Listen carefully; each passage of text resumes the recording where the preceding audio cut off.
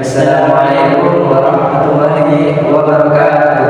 Yang saya hormati pengasuh Pondok Pesantren Zainul Sanggego, Kiai Haji Hasan Wakil Allah SHMM, dan yang saya hormati Rektor Universitas Islam Zainul Sanggego, Dr. Andes Abdul Aziz Wahab MAG, dan yang saya hormati Dekan Fakultas Tadris Umum Ibu Wahyu Lestari MPD, dan Kaprodi Tadris Putamtika Ibu Eka Rahayu MPD.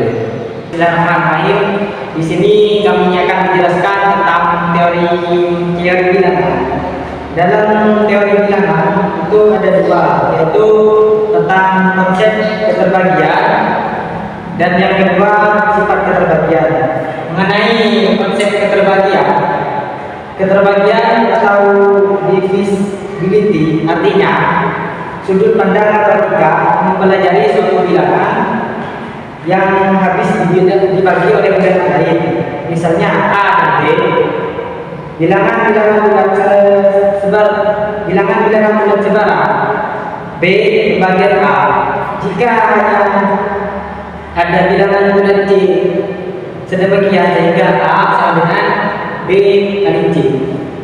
Jika B kali A, maka B adalah suatu faktor atau suatu pembagian A, dan A adalah suatu kelipatan dari B.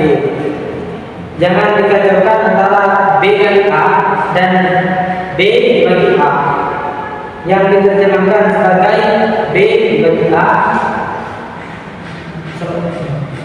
B kali A merupakan suatu relasi benar atau salah, sedangkan B dibagi A merupakan suatu operasi yang mempunyai suatu nilai bilangan tertentu. Untuk lebih menetapkan pengertian ini, bandingkan antara 0 dibagi 0 dan 0 kali 0. Kita tahu bahwa 0 dibagi 0 itu tidak terdefinisi, tetapi 0 kali 0 adalah kenyataan yang benar karena 0 sama dengan 0. A.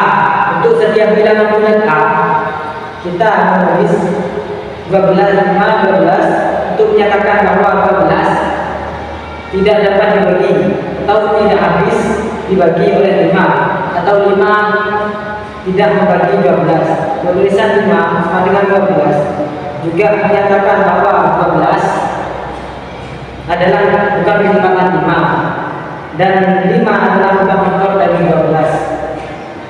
Contoh yang pertama, 3 kelipatan 12. Sebab ada bilangan bulat 4 yang sedemikian sehingga 12 sama dengan 4 kali 3. Dan contoh yang kedua itu 3 lipatan min 30. Sebab ada bilangan bulat min 10 sedemikian sehingga min 30 sama dengan min 10 kali 3. Baik, di sini saya akan melanjutkan presentasi yang tadi, yaitu yang kedua sifat keterbagian. Beberapa sifat sederhana keterbagian adalah: yang pertama, 1 membagi P untuk setiap P anggota Z.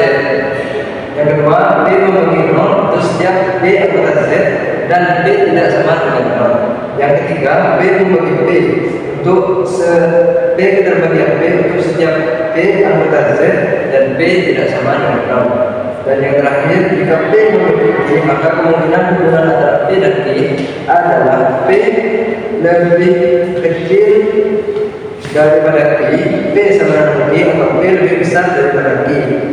Misalkan 3 membagi 6, maka lebih besar yang 3 lebih kecil daripada 6, dan 6 sama dengan 6, dan 6 lebih besar daripada 3. Itu contohnya D membagi A, jadi yang ada di sini.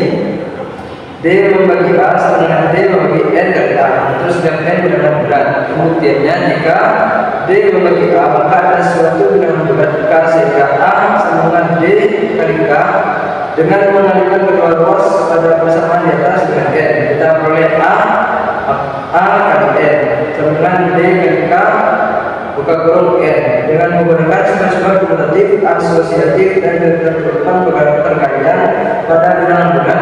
kita peroleh R kali A sama dengan D buka kurung R kali K. Jadi D membagi R kali A. Nah, contoh yang kedua yaitu jika B membagi anggota Z dan B membagi Q, maka B membagi Q kali R untuk semua R anggota Z. Diketahui ini B kali B anggota Z dan yang B membagi Q akan dibuktikan yaitu B membagi Q maka kali R dengan semua anggota R adalah anggota Z. Buktinya B bagi maka menurut definisi 1 titik 1 Q sama dengan P kali X untuk suatu X anggota Z. Ambil R anggota Z, maka menurut hukum konsentrasi dan sifat asosiatif perkalian bila mana berlaku Q kali R sama dengan P kali X untuk kurung R. Jika dinamika Qr sama dengan P buka kurung XR maka 1. Karena X anggota Z dan R anggota Z, maka berdasarkan sifat ketentuan dengan bulat berlaku X kali R anggota Z. Dan yang terakhir berdasarkan 1 dan 2 secara definisi 1 maka P membagi Q kali R anggota P membagi Q kali R dan semua anggota R anggota Z. Mungkin cukup sekian penjelasan dari kami. Apabila ada salah kata mohon dimaafkan. Assalamualaikum warahmatullahi wabarakatuh.